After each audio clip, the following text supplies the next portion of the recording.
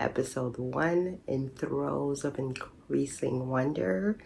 I probably watch this show every day, if not every other day. It's just so good. I just pick a episode based on my mood for the day, and then I go with it. It's just everything from the sound to the acting to the costuming. I feel like I'm always picking something up. So until season 3 is out, which might be another year, I figure why not go down memory lane again, but this time with you guys. So just FYI, this is a rewatch. So I will be spoiling things about season 1 and season 2.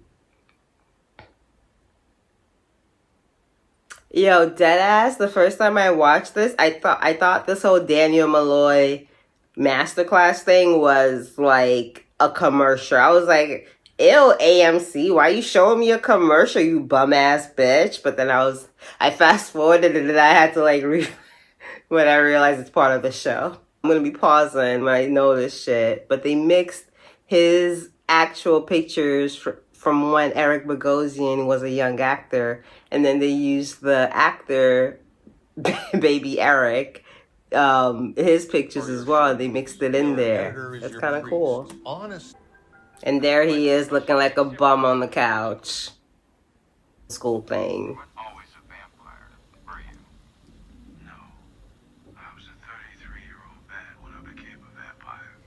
He looks angry.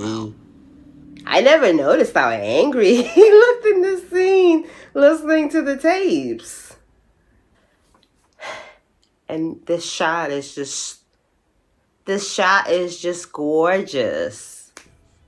And I suspect the same might be. I'm hoping health or wealth don't deter you from accepting this proposal. Louis already knows he has Parkinson's, so health, don't let it deter you. Or wealth, you're broke ass. Louis, you're a bitch. I can't help. Oh, wow. Don't let your sick ass and don't let your lack of funds stop you from accepting this great proposal I got. You know what? 49 years. Okay. Fuck you, Louis. Yeah, well, mortality beats a heavy drum.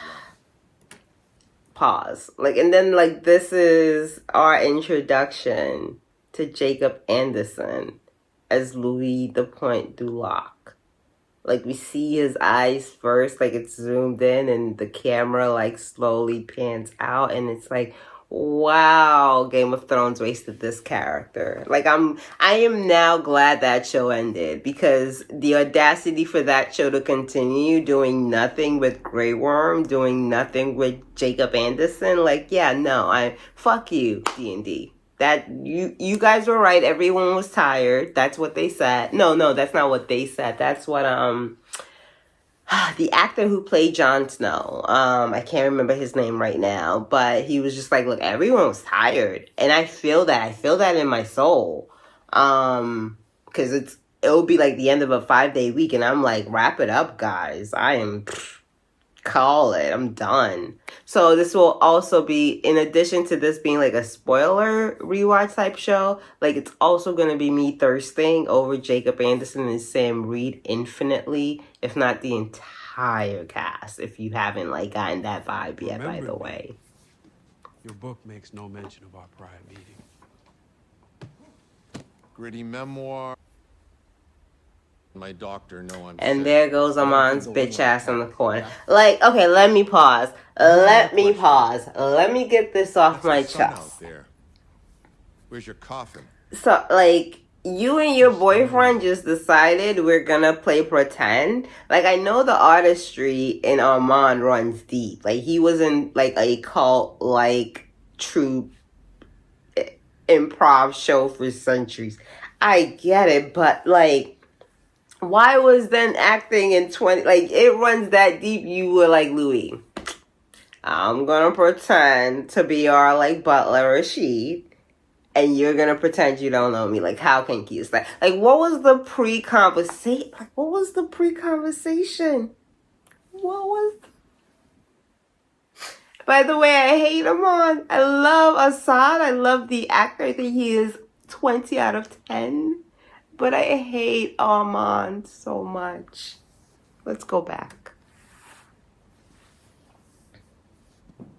And Armand is just in there, in the background, like a typist from the 50s. Ooh, okay. Watch. Let me pause. I'm gonna pause this. Why is Malloy's like? It's one thing to have curls, but like his curls look like mad good. They look like, I don't know how to explain it. It looks like thick enough. It looks shiny. It looks full, even though you can see like it's thinning in some areas. Like I don't like that. I don't like that. Just gonna put that out there. Fucking boy.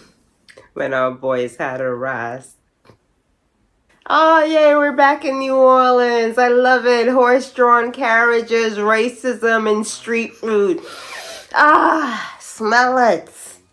20 blocks of drinking, gambling, and gluttonous whoring. Okay, so Look at Lestat. Just look at that. Look at the coat. It's got like a flannel. It's not a cape. It's almost a cape. Ah, I love it. And there go Louis with his cane in his car and his warm brown jacket. I owned everything, modest in proportion to the venue. This is one of my favorite things about season 1 is Louis' entire outfit. Like, we just saw like the way season 1, episode 1 start, where he's in Dubai and it's all black and cold and the only warmth is the sun. And then we go back to the beginning of his life as a well, right before the beginning of his life, and it's all these warm tones, and it makes you realize, outside of the fact that Lestat likes chaos, it makes you realize why Lestat was drawn to him in this moment, because Louis just fucking looks like a honeybee that you just like, it might prick you, but you just like drawn to it. And part of his outfit and his demeanor is all rolled into why that is.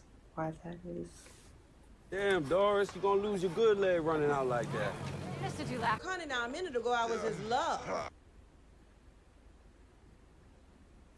Let's have a 1-to-1 moment. I love this scene. I love this actress. But I feel like in the 2 years since that I've watched the show, and again, I've covered this since season 1, episode 1 on my podcast. So go and hear my thoughts. Like season 1, episode 1, I don't know what the alderman meant. Because she said something about he put it in my shit box. And I'm like, does that mean he put it in her butthole? And if he put it in her butthole, like, how did... My catfish dinner for going there. Don't believe me, check his dick. What you talking to? She gave him a little bit of her catfish squirtfish? Like, what does that mean? I gave him a squirt of my catfish dinner for going at it. What does that mean? He put it in my shit box. That I assume to mean he put it in her butthole, right? And then she said I gave him a squirt of my catfish dinner. What does that mean? Well, and I feel like everybody on the internet acts like they know what that means, but no one has ever said what that means. So I'm asking y'all, she gave him a squirt of her cat. Like, how does that equal blood? Why is he bleeding? I'm like, girl, do you have like claws down there? Like, I do not get how we get to from point A to point B. And I feel like everybody on the internet is pretending they know how we got from point A to point B. But in this little home of ours, I'm asking y'all, what does that mean? I ain't checking no man's dick. You not, Louis? You not checking no man's dick? You sure? forgive me. I'm Creole. I'm not a sir. Ew. Like, what happened to his dick? What happened to his dick? I don't know. And we meet Paul. What wickedness is it tonight? Also, what is a croissant?